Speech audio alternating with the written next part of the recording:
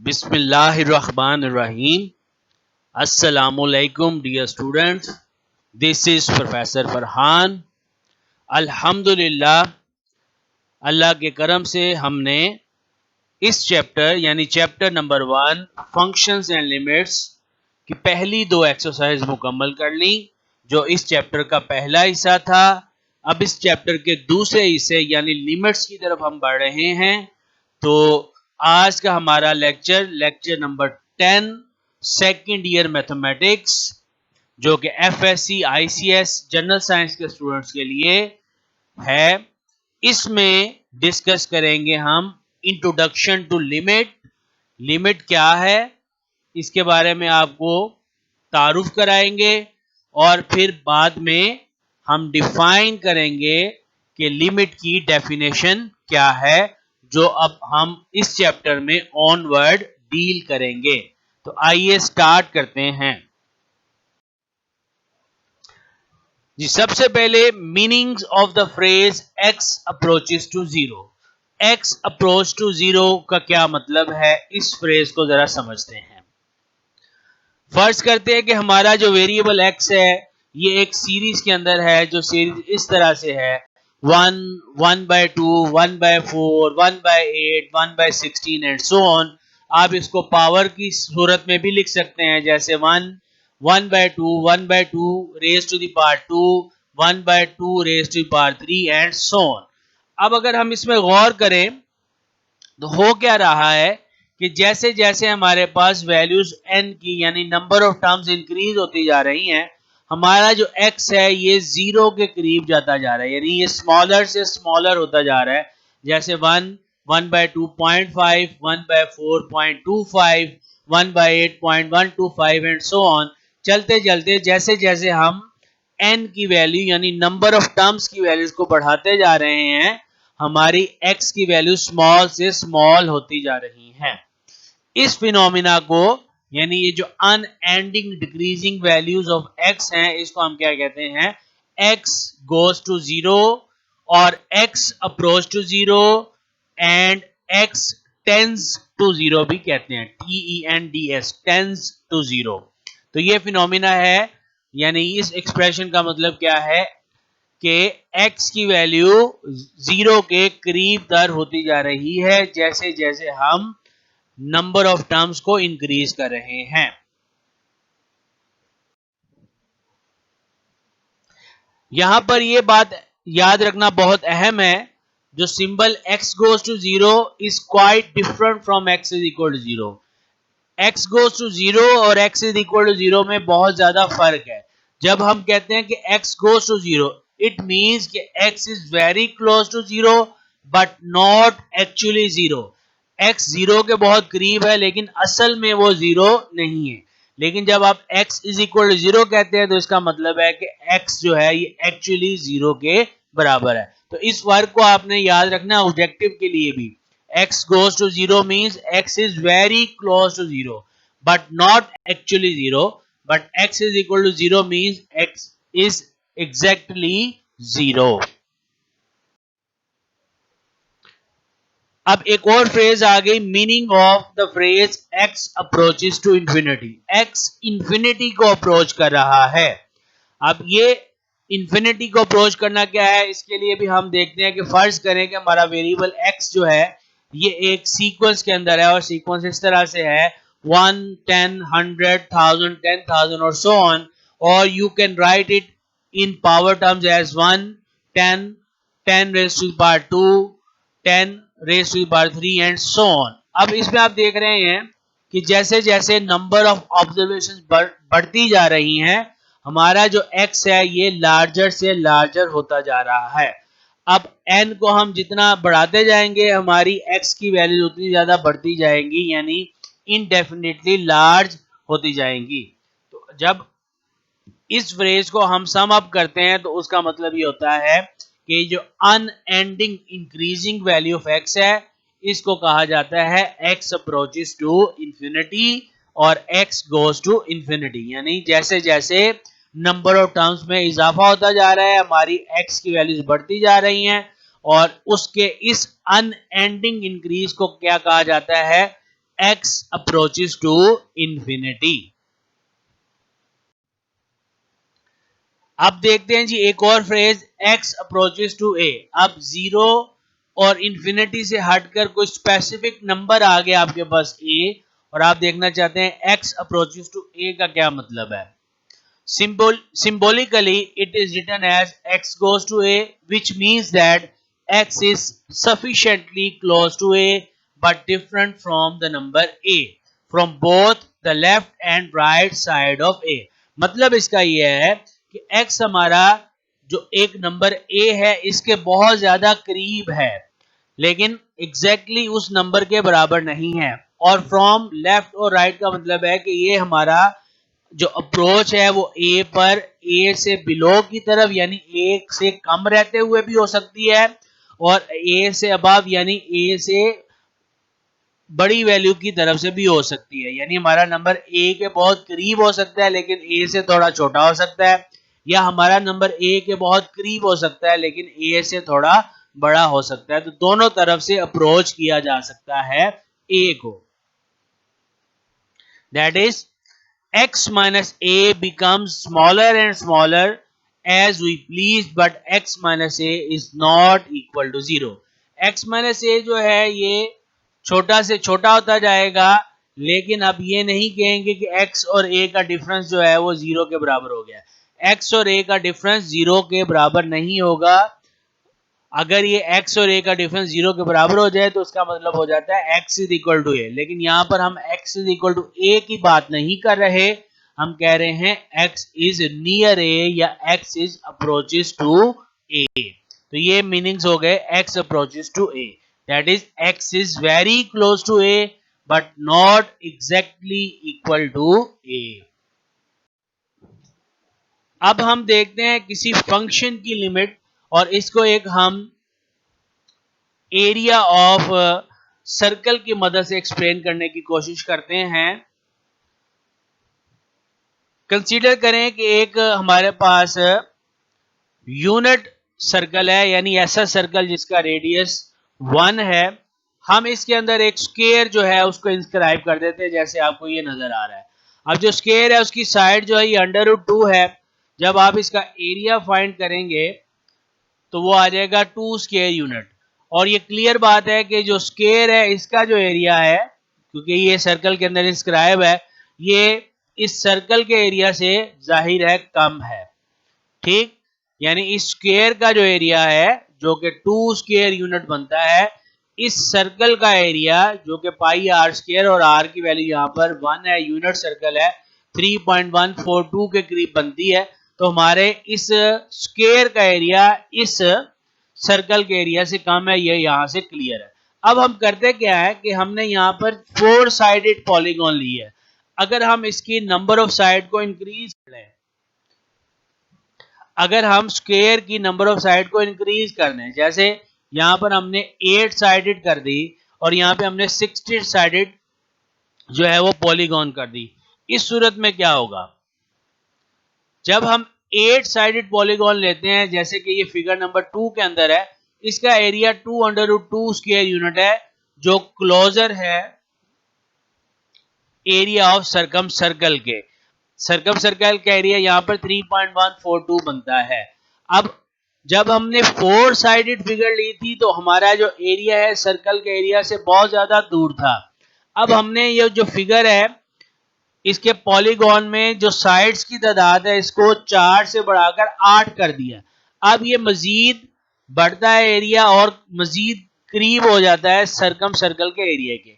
अब क्या होगा जब हम इसकी तादाद को 8 से बढ़ाकर 16 कर दें तो आप देख रहे हैं कि 16 साइडें बनने के साथ हमारा सर्कल और जो पॉलीगॉन है ये तकरीबन एक जैसे लगने लगे हैं।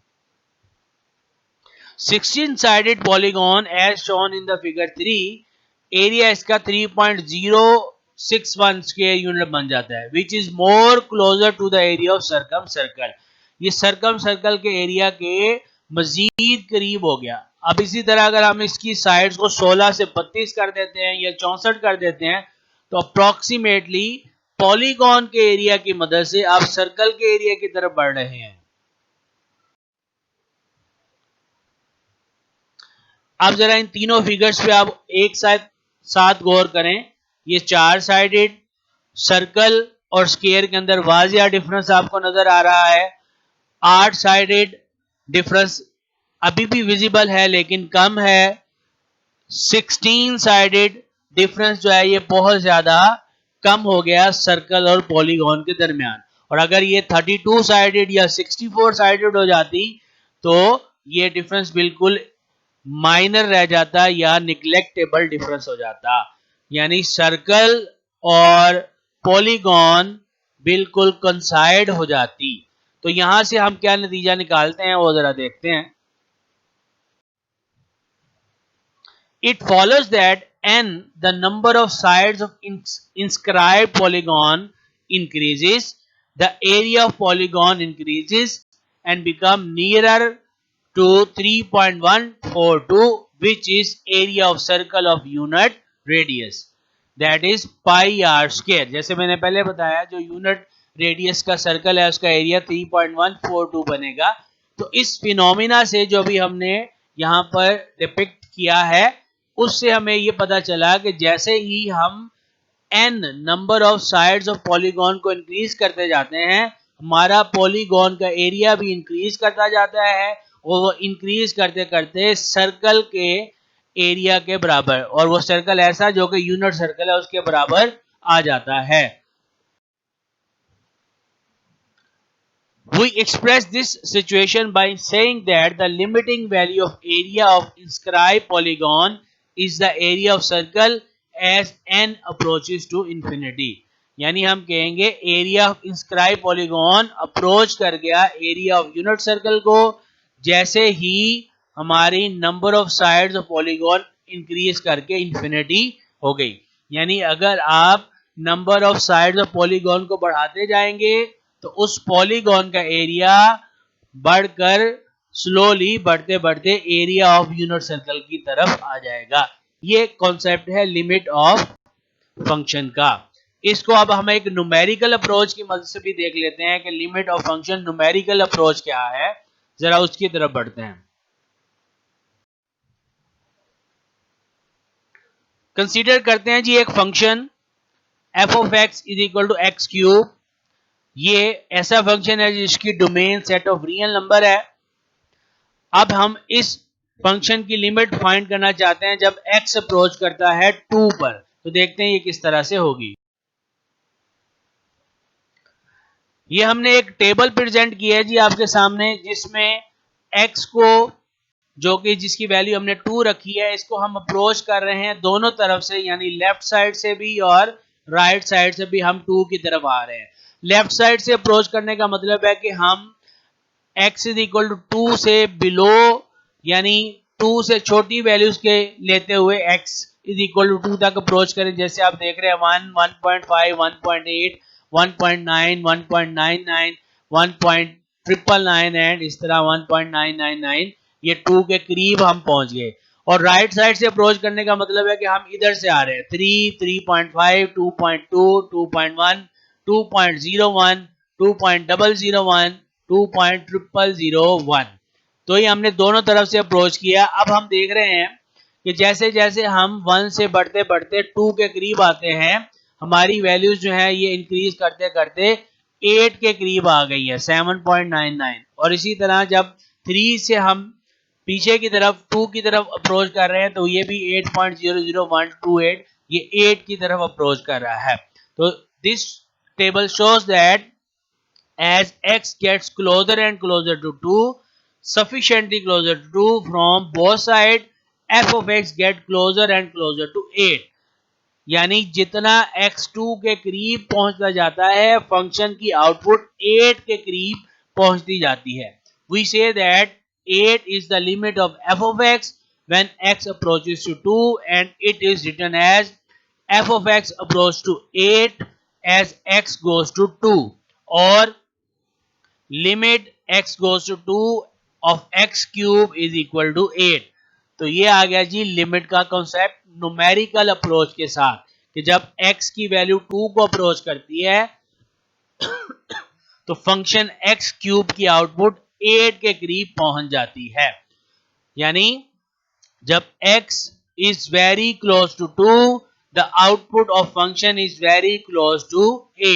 This is concept of limit. एक और एग्जांपल से इसको हम समझ लेते हैं. Another example. सपोज करें हमारे पास फंक्शन है f of x 1 over x minus 2. अब ये जो फंक्शन है ये x is equal to 2 पर तो डिफाइन नहीं है और हम इसकी x is equal to 2 पर वैल्यू फाइंड नहीं कर सकते, लेकिन we can find its value near x is equal to 2. लेकिन हम इस फंक्शन की value x is equal to 2 के करीब फाइंड कर सकते हैं, चाहे इसको लेफ्ट साइड से हम अप्रोच कर लें चाहे राइट. फॉर एग्जांपल हम 1.999 पर या 2.001 पर इस फंक्शन की वैल्यू फाइंड कर सकते हैं. लिहाजा इस फंक्शन की आउटपुट 2 पर तो नहीं मिलेगी, लेकिन इस फंक्शन की वैल्यू 2 के करीब तो हमें मिल सकती है. अब 2 के करीब जो इसकी वैल्यू हमें मिल सकती है हम कहेंगे ये वो फंक्शन की लिमिट है. जो भी आउटपुट ये फंक्शन हमें x इज इक्वल टू 2 पर नहीं प्रोवाइड कर सकता, हम वो आउटपुट x नियर 2 यानी x अप्रोचेस टू 2 के हिसाब से फाइंड कर सकते हैं. यानी x इज इक्वल टू 2 पर तो अनडिफाइन है, तो x इज इक्वल टू 1.999 पर या x.001 पर हम इसकी वैल्यू फाइंड कर सकते हैं, जो कि इस फंक्शन की लिमिटिंग वैल्यू होगी एज x अप्रोचेस टू 2. जो भी उसकी आउटपुट होगी हम कहेंगे इस फंक्शन की वैल्यू वो आउटपुट है जब x जो है 2 को अप्रोच करता है, एग्जैक्टली 2 नहीं होता. तो ये लिमिट का कॉन्सेप्ट है. तो अब हम इन कॉन्सेप्ट को समझने के बाद फंक्शन की लिमिट ऑफ फंक्शन की एक प्रॉपर डेफिनेशन आपके सामने रख देते हैं. Limit of a function. Let a function f of x be defined in open interval near a need not be at a. Function जो है ये डिफाइन हो a के करीब. a पर डिफाइन होना उसका जरूरी नहीं है. जैसे अभी मैंने आपको एग्जांपल बताई है कि x 1 over x minus 2, तो वो 2 पर डिफाइन नहीं है फंक्शन, लेकिन 2 के करीब यानी उससे लेफ्ट या राइट वो फंक्शन डिफाइन है. If x approaches to a from both left and right side of a, f of x approaches a specific number L, then L is called limit of f of x as x approaches to a. यानी x approach करे a को चाहे left side से चाहे right side से और function की output जो है वो L आए, तो L जो है ये फंक्शन की लिमिट कहलाएगी as x approaches to a. So इसको हम सिंबॉलिकली यूं लिखते हैं limit x goes to a f of x is equal to L, और इसको रीड यू करते हैं limit of f of x as x approaches to a is L. यानी फंक्शन की लिमिट L के बराबर है जब फंक्शन में x की वैल्यू a को अप्रोच करती है.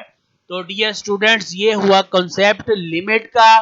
काफी इंपॉर्टेंट कॉन्सेप्ट है. इसके अंदर हमें बहुत सारी ऑब्जेक्टिव की बातें भी और एमसीक्यूज भी बनते हैं जो हमारे पास बोर्ड लेवल के एग्जामिनेशन में और इसी तरह यूनिवर्सिटी लेवल पे जो ई कैट वगैरह है इसके अंदर से बहुत सारी चीजें जो हैं पेपर में पूछी जा सकती हैं. तो लिहाजा इसको कवर अप कीजिए. कोई परेशानी इसके अंदर हो, कोई मसला हो तो सवाल आप कीजिए, नोट्स इसके बनाइए, इसको राइट डाउन कीजिए. ये कंसेप्ट बहुत इंपॉर्टेंट है. इनमें से बहुत सारी चीजें पेपर के अंदर पूछी जा सकती हैं. तो ये आज का लेक्चर हमारा सम अप होता है जिसके अंदर हमने लिमिट ऑफ अ फंक्शन को डिस्कस किया. नेक्स्ट लेक्चर में इंशाल्लाह हम लिमिट ऑफ फंक्शन और उसके रूल्स और थ्योरम उनको डिस्कस करेंगे. आज के लेक्चर के लिए बहुत शुक्रिया. Thank you very much.